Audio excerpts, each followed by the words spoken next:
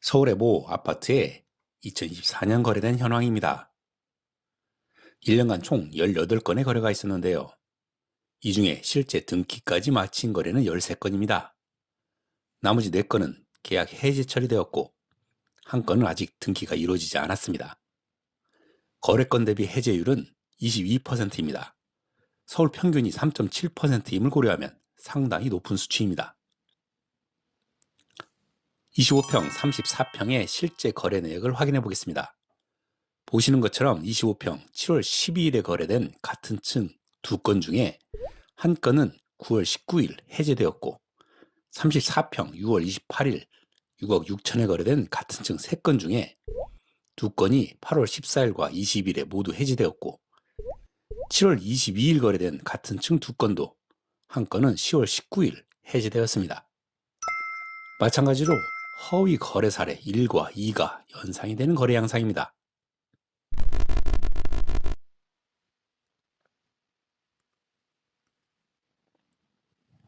나에게 가장 가치 있는 집을 찾아가는 여정을 함께합니다.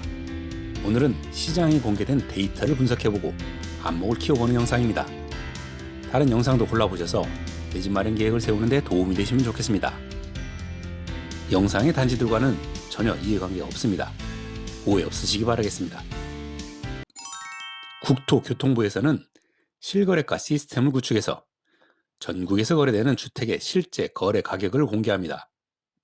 이 자료를 바탕으로 아주 보기 쉽게 또 추가되는 여러 정보를 한 곳에 모아 손쉽게 정보를 조회하고 주택 구매에 도움을 주는 사이트도 있습니다. 하지만 이런 정보를 제대로 확인하지 않으면 자칫 진짜 호객님이 되는 낭패를 볼 수도 있습니다. 수년 전부터 실거래가 신고 시스템을 악용하는 사례를 지적해 왔습니다. 대대적인 단속을 벌인 끝에 2021년 다양한 형태의 악용 수법이 공개되기도 했는데요. 1. 중개사 인척과 짜고. 2. 중개인이 직접. 3. 회사 직원과 짜고 거래 신고를 한 후에 제3자에 매각하는 수법이었습니다. 사례 1과 2는 거의 사기에 해당되고 3은 시장 교란에 해당하는 거 아닌가 싶습니다. 시스템적으로 예방을 하고자 2023년부터 계약 후 등기 내역까지도 공개하는 안이 시행되었습니다. 동시에 대대적인 단속도 병행함으로써 집값 띄우기 허위 거래를 방지하려는 노력도 하고 있습니다. 그래서 작년 초에는 미등기 거래가 줄어들었다는 데이터를 바탕으로 정책적인 성과도 달성했다는 보도도 있었습니다. 하지만 작년 9월 보도를 보면 미등기로 인한 과태료 처분 비율은 오히려 증가하고 있다. 여전히 상당수의 미등기 상태 거래가 남아있는 것으로 확인되고 있다는 보도가 뒤를 이었습니다. 그래서 제가 직접 최근 5년간의 데이터를 모두 전수조사했습니다. 그래서 서울 아파트의 실거래 데이터를 확인해 보니 2020년 8만 4천 건 이후 2022년 12,700건까지 감소했다가 2024년 5만 6천 건까지 다시 증가했습니다.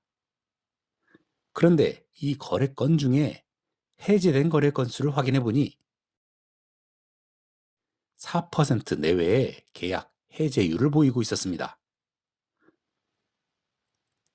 이건 서울의 모 아파트의 2024년에 실거래된 현황입니다. 1년간 총 18건의 거래가 있었는데요. 이 중에 실제 등기까지 마친 거래는 13건이었습니다.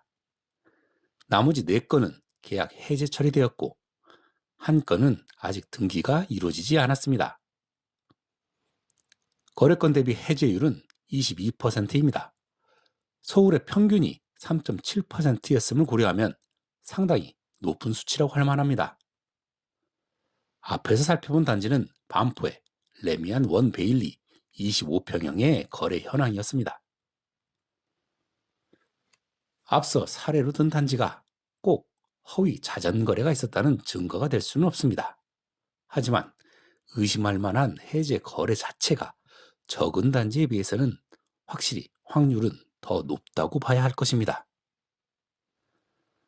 그래서 2024년에 거래된 서울 아파트 실거래가를 전수조사해서 거래 건수에 비해서 거래 해제율과 미등기율이 높은 단지를 선별해 해당 단지의 실거래 내역을 좀 더 유심히 볼 만한 이유는 되지 않을까요?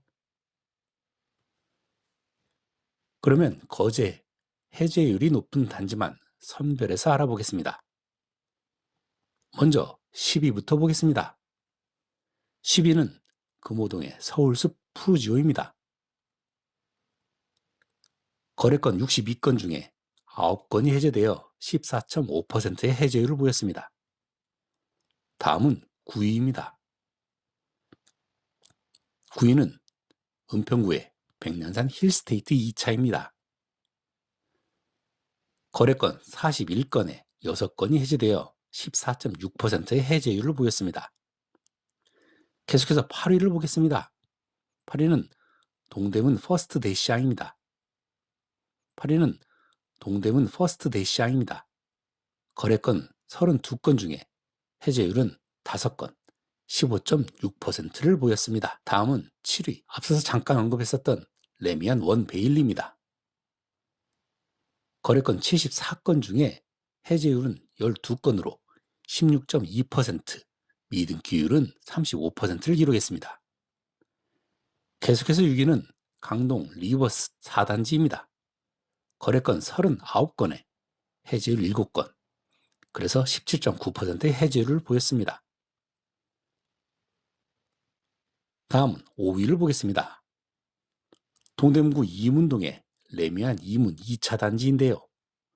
실제 거래 내역을 확인해 보겠습니다. 25평형의 거래 내역을 확인해 보면 4월 6일 7억 500에 거래된 2층의 2건 중에 한 건은 당일에, 7월 20일 거래된 9층의 2건 중 한 건은 7월 25일에 계약이 해제되었습니다. 다음 34평형의 거래 내역을 확인해 보면 4월 12일 거래건과 6월 19일, 21일 거래건 중에 3건이 계약 해제되었습니다. 13층 8억 7천짜리 한 개와 이후 더 높은 가격의 거래가 성사되었고, 이후에 거래된 나머지 3건은 아직 등기가 이루어지지 않고 있습니다. 해제율 4위 단지는 서초 진흥아파트입니다. 해제율 상위 단계로 갈수록 의심해 봐야 할 것으로 보여 좀 더 자세히 봅니다. 40평형의 실제 거래 내역을 확인해 보겠습니다. 보시는 것처럼 4월 27일 거래된 같은 층의 2건 중에 한 건은 5월 14일 해제되었고, 공교롭게도 8월 26일 거래된 같은 층 4건 중에 3건이 같은 날, 그리고 다음 날 모두 해제가 되었습니다. 아무래도 앞서서 언급했던 허위 거래 사례 1과 2가 연상이 되는 거래 양상입니다. 해제율 3위 단지는 서대문구 홍은동의 두산아파트입니다. 25평, 34평의 실제 거래 내역을 확인해 보겠습니다. 보시는 것처럼 25평, 7월 12일 거래된 같은 층의 2건 중에 한 건은 9월 19일 해제되었고, 34평 6월 28일 6억 6천에 거래된 같은 층의 3건 중에 2건이 8월 14일, 20일에 모두 해제가 되었습니다. 7월 22일 거래된 같은 층의 2건도 한 건은 10월 19일 해제가 되었습니다. 마찬가지로 허위 거래 사례 1과 2가 연상이 되는 거래 양상입니다. 다음은 거래 해제율 2위 단지를 봅시다. 중계동 경남 아너스빌은 16건 거래 중에 6건, 37.5%나 해제가 되었습니다. 25평형은 8월 13일 9층이 5억 5천에 거래되었다고 5건이 신고되었고, 2건은 당일, 한 건은 다음 날, 또 한 건은 2주 뒤에 해제가 되었습니다. 매우 의심스러운 해제 거래 내역입니다. 30평도 보면 7월 19일 6억 1천에 거래 신고된 7층 물건 중 한 건이 4일 뒤 해제되었습니다. 마지막으로 가장 해제율이 높았던 1위 단지를 보겠습니다. 영등포 당산동의 유원 제1아파트인데요. 거래 내역을 보면 7건 중에 2건 빼고 모두 해제되었습니다. 다만 앞선 단지에서 보였던 패턴인 같은 층, 같은 거래가액의 거래, 나머지가 거래가 해제되는 패턴과는 조금 다른 양상을 보여주고 있습니다. 해당 단지는 이편한 세상 당산 리버파크라는 이름으로 재건축이 되어 지난 11월에 일반 분양하였습니다. 아마도 일반 분양 전 분양 가격 결정과 관련해서 연관성이 있을 가능성, 즉 앞선 허위거래 사례 3과 관련이 있지 않나 하는 의심을 해봅니다. 단순 매물 호가만 보고 결정하기 어려운 시장으로서 참고할 만한 데이터로 실거래가 공개 시스템은 매우 유용합니다. 하지만 그 시스템을 오용하려는 세력도 분명히 존재할 가능성이 높다는 점을 항상 의심해 봐야 할 것입니다. 오늘 준비한 영상은 여기까지고요. 구독자분들 위해 항상 더 고민하고 더 나은 영상으로 또 찾아뵙겠습니다. 감사합니다.